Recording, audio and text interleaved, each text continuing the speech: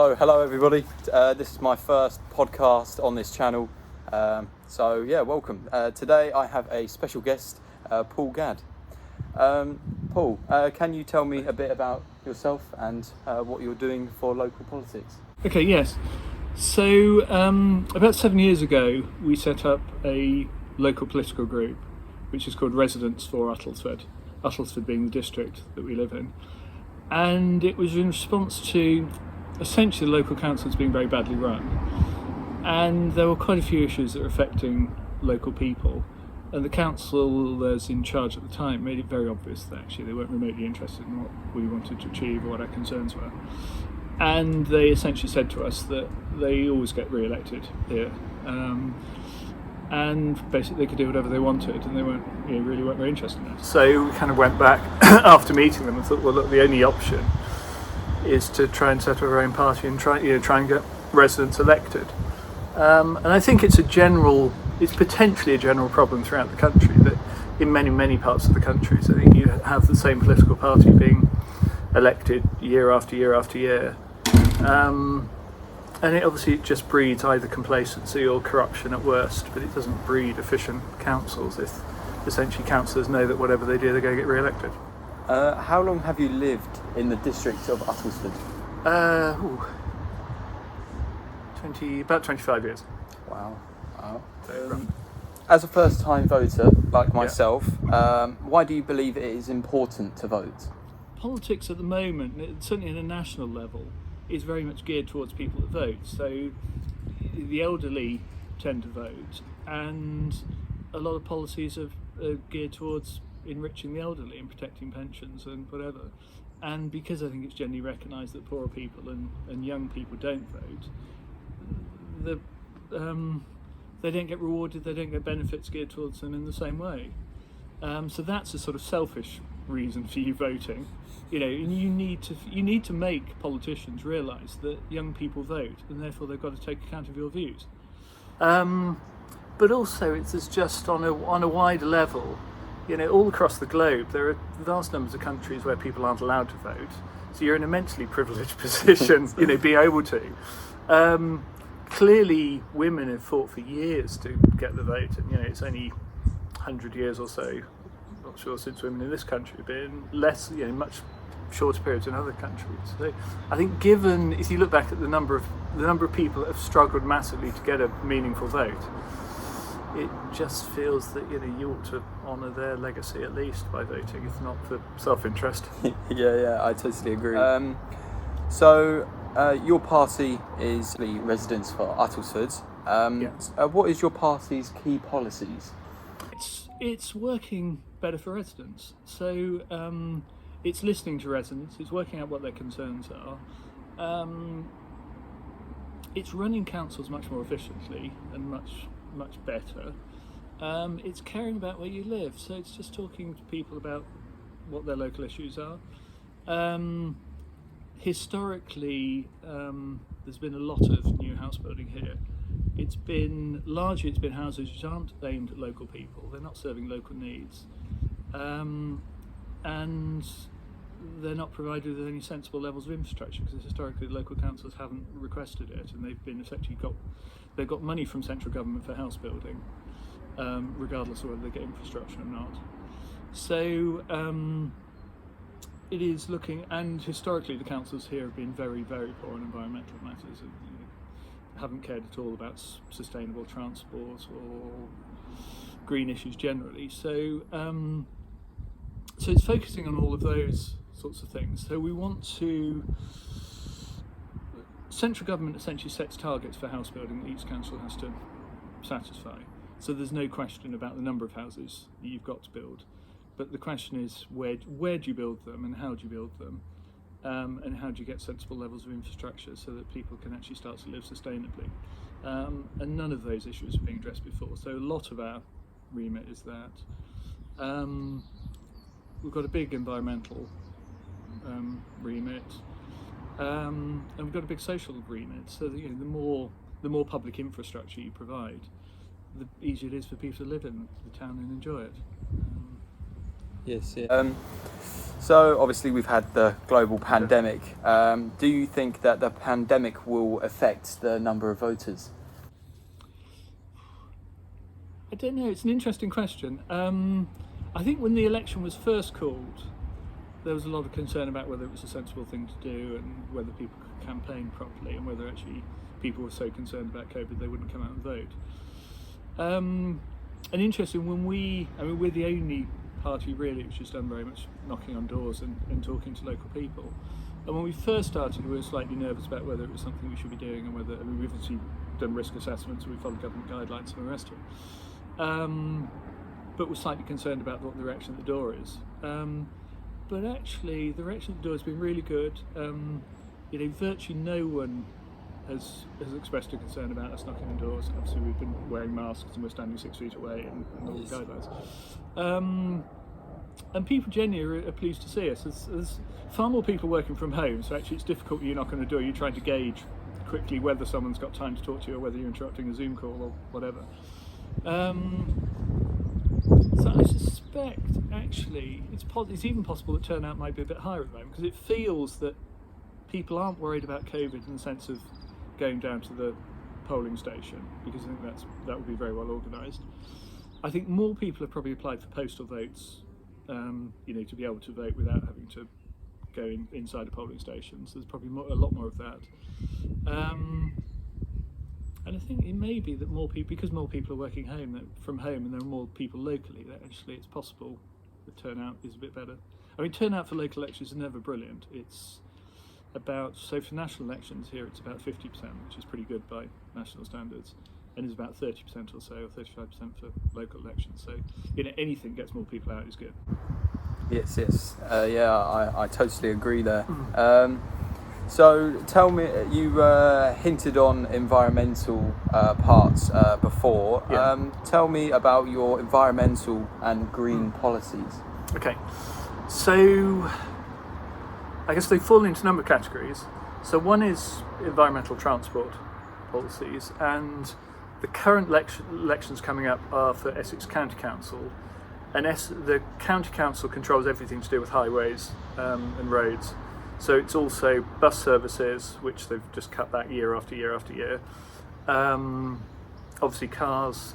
It's also pavements and cycle paths.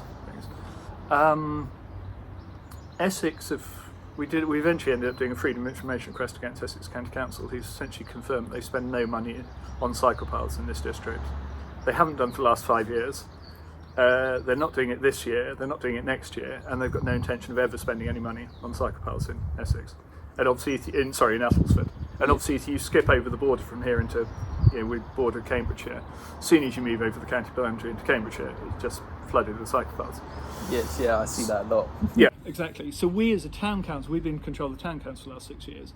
So we've spent a huge amount of time formulating plans for cycle paths and it's difficult in Saffron Walden because it's a medieval town, the streets are narrow, almost streets and things.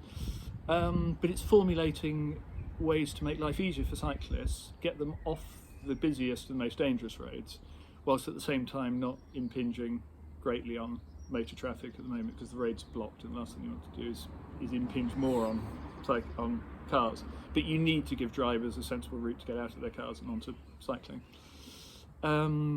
But so far, we've been trying for 6 years to advance cycle paths, and every time we do with Essex, they push it back and refuse them. So that's one reason we want to have more of an influence at county council level. So that's one thing.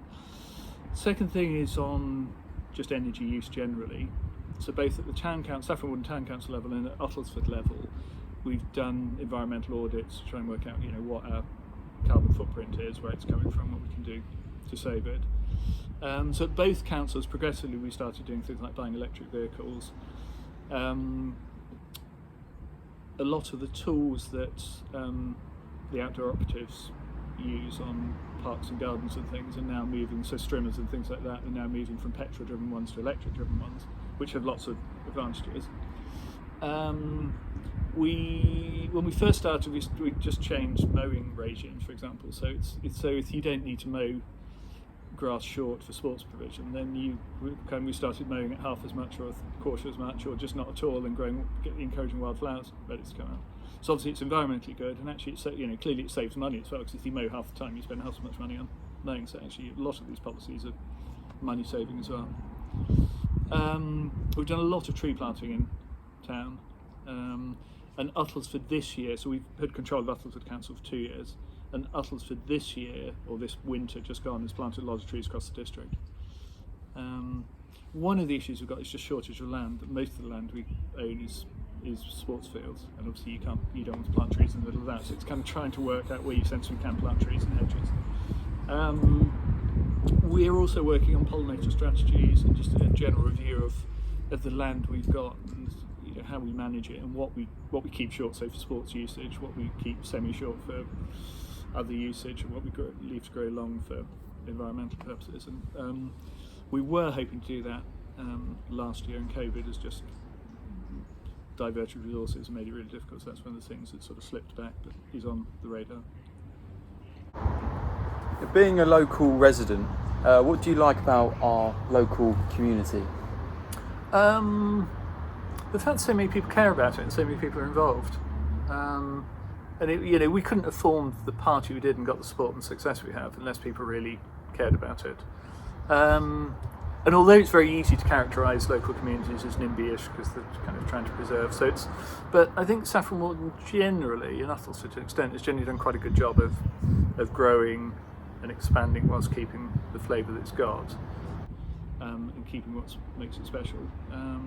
But it's kind of, the last 5 or 10 years, it just feels that has slightly got out of control, and even unrestrained development and just really poor, inappropriate development. But if you talk to people, there's a kind of pride. Being proud always sounds slightly wrong, but sort of lots of people are pleased and appreciate what they've got here, like living here. There's an enormous number of people involved in community events of one form or other, and whether it's the carnival, there's an unbelievable number of community and youth sports teams of all sorts, unbelievable number of arts events, and there's a fantastic array of things going on, and I think people actually care, and it's quite a vibrant community. So how would residents for Uttlesford help promote the need for small local businesses, as they have been affected the most because of the pandemic? So we've established a high street fund since we came in. So one of the issues is money and access to money, etc. So since we're in charge of Attlesford, we've rejigged the finances, made more investments, which have sort of produced more revenue. So we've had some money available both for central funding of council services, some environmental and some business. So there's a high street fund we've created to try and help local businesses. We're looking at. We've been looking at one of the issues here is just availability of business premises. There just aren't very many around, so trying to foster those, which again is difficult, because if you don't own land, and you can't, unless you've got a piece of land, it's hard to develop some sort of small business side. There is, we've rejigged at Attleford. They've rejigged. There's a business support team which spent a huge amount of time during COVID just trying to look after local businesses and help them through. So that would be a big positive for the small businesses in Saffron Walden and in Attlesford, which will benefit the local community. And one interesting thing with local business actually is the switch to people working from home at the moment. And obviously, it's impossible to know what's going to happen and whether people start going back to it, or how much people start going to offices. But actually, I think a lot of, certainly some of the business that have been allowed to keep going, so for example the food and other essentials businesses, actually I think a lot of those in town are doing pretty well now, because there are more people around. So rather than people commuting down to London and spending the money in London, there's more money for certain types of, it obviously only affects a small subset of the shops, because only a small number have been able to keep going as reasonably as normal. But it'll be interesting to see, now that most shops have been allowed to open, and once cafes and pubs and restaurants, etc., are allowed to open properly, whether actually they do better than they did before, because hopefully there's more money in the local economy because there are more people, working locally. And certainly the town feels more vibrant now. During the week, the town feels more vibrant because of more people being around. I agree on that one. Yeah, seeing a lot of faces is also good. Yeah. And it just gives it a nice feel, doesn't it? The more faces you see in town, it just kind of feels better.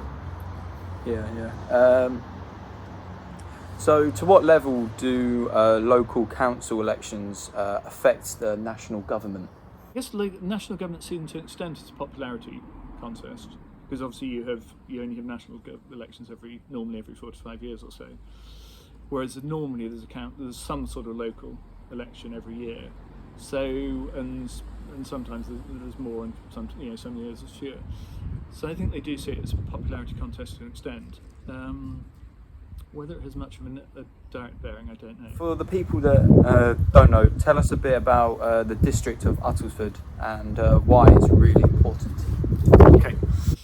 So I mean, it's a funny district. So it's at the northwest corner of Essex. It borders Cambridge to the north of it, Hertfordshire to the west.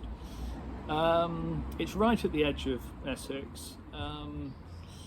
It's different from quite a lot of what one thinks as Essex, and it feels very much as if we're forgotten by Essex because we're remote from geographically remote from the centre of power in Essex and where most of the money is spent. It's very rural. There's a limited amount of business. To an extent, it slightly lacks cohesion. It's an enormous district geographically. But not big in terms of population. So it's probably, I don't know how big it is, north to south it's probably 40 or 50 miles or so. And the northern half very much looks towards Cambridgeshire. So we're only 16 miles from the city of Cambridge in the north. The south much more looks to places like Bishop Stortford, and the east much more looks to Braintree. So people have over the years voiced suggestions that actually the district would be much better broken up. A third going to Cambridgeshire, a third going to Braintree, and a third going to Bishop Stortford or Hertfordshire. So it kind of lacks cohesion. It's pretty agricultural, or pretty rural in terms of the geography, and it's gently rolling. It's not beautiful, but there's a kind of certain beauty of its own. It's threatened to an extent by the potential expansion at Stansted Airport, and you probably know there's an appeal going on at the moment for Stansted trying to expand. Which would make Stansted the size of Gatwick. So that potentially has huge implications for infrastructure and for plane noise, etc. Yeah, we're lucky. I guess in the north we're lucky to be near Cambridge and have all the facilities that Cambridge offers and the jobs that provides. So a lot of people commute into Cambridge and look to that. But probably if you ask someone who lived in the south of Uttlesford, probably their perspective would be different. Tell us more about yourself and what has led you to leading residents for Attlesford. Okay, so I don't quite lead. I'm sort of one of the joint sets or people who set it up rather than leading it. So I was a lawyer. I worked in the city for a long while and commuted in from here. And as I say, moved out about 25 years ago or so and had children here. And then a while ago I started working part-time and I got involved in various local issues. And as I say, it was just as once you start getting involved in local issues and you start to realise sort of how poorly the council was working and how poorly it was looking after residents' interests. And a number of people in the same situation, and we're all sort of feeling slightly helpless. And then it was partly luck, just started talking together, and sort of saying, look, we ought to do something about it. What can we do? And I think we're just lucky that there are a number of very able people who got together and set it up. And clearly the residents were really receptive to it. So the first election we had, which was 8 years ago, we started from completely standing start. This is actually before we set up Residents for Attlesford, and put someone up as a politician or as a candidate for South Rawdon County Council seat. And I can't remember, we had I think less than 6 months to run the election, from knowing absolutely nothing whatsoever about elections to doing it, and won narrowly, but won all the same. So, the message absolutely. If people, the biggest problem is getting the message across and making sure people are aware of it, because obviously anyone coming in new to the district isn't necessarily aware of us. Lots of people don't read the local papers. Lots of people don't necessarily look at our website or the right website. So lots of people aren't necessarily aware. And so their inclination is to vote for whatever national party they vote for. So, every vote that we've got, we've effectively had to win by persuading people that we're a better option than the default option of the national parties. And it was just clear otherwise that it was almost going to turn into a sort of one-party state with the same party just being elected again and again. I just thought this, there were so many things in town, and this started in Saffron Walden and then spread to the rest of Attleford. But it's so obviously there were issues in Saffron Walden, and then when we started talking, you suddenly realised there were exactly the same issues in Great Dunmow and in Stansted, and again there were sort of groups starting up with similar concerns. But again, if you're just a small group on your own, as a pressure group, you can't really do very much. So we then coalesced and formed residents of Attleford, and the district council, which was in charge of planning and various other issues, which was some of the initial issues that we were concerned about, is for Attleford, which is why we kind of formed around Attleford as a target.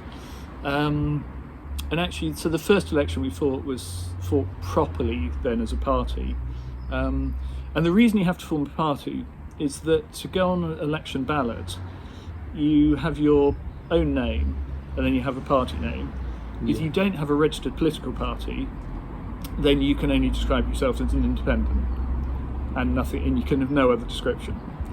So if you're contesting an election where you have a number of people from the same party, so for example in the town council you'd have 4 councillors representing one area, they would all have to be described as independent, so there'd be no obvious message or branding or whatever. Whereas if you form a political party, you register, you can then describe yourself as residents for Attleford, and it's very obvious then. People then can recognise who they're voting for and why. So that's why when we first started, because we only had one candidate, it didn't really matter. And when we started fighting other elections, we then had to form a political party and be regulated and all the things that involved. So we then took over the Saffron Walden Town Council 6 years ago, which was the first election we fought, and became the second biggest party at Attleford. And I think people very quickly realised all the good things we were doing in Saffron Walden. And lots of the other towns and villages sort of looked at Saffron Walden, and it was kind of, various things, like particularly running of the open spaces and children's playgrounds and various other things were transformed in a couple of years. And I think lots of people in the district suddenly, how did that happen and why can't we get some of that? So I think that helped enormously in terms of popularity and the way we spread. So we then took over the district council 2 years ago. Do you think that residents for Attleford could also expand and possibly be residents for possibly Cambridgeshire as well, or are you just mainly sticking with Attleford? We're sticking with Attleford because it has its own, it's a council to aim for, and it's something that we can actually concentrate on. It takes a huge amount of time. Yes. Yeah. Running the party, and it's very difficult to get the cohesion, even in one district. It's quite difficult to keep it cohesive and manage people,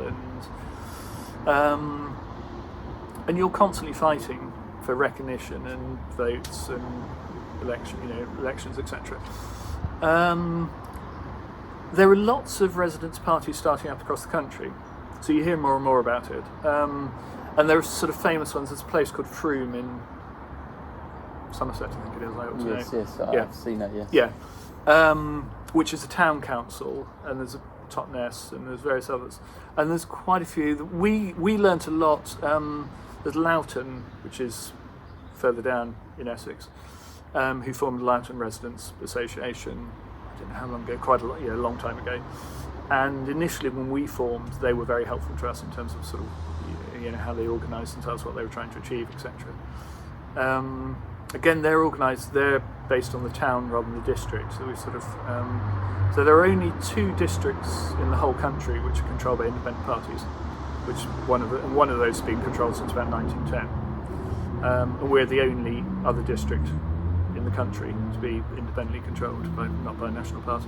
To be honest, we just haven't got the resource to try and work anywhere else. And also, the concept of working for residents is actually that residents in different areas will have different concerns, and although a lot of them are the same, the idea is that people are looking after themselves rather than having the sort of national branding or the national policies imposed on you, which actually then a potential. Because the problem we used to have locally is that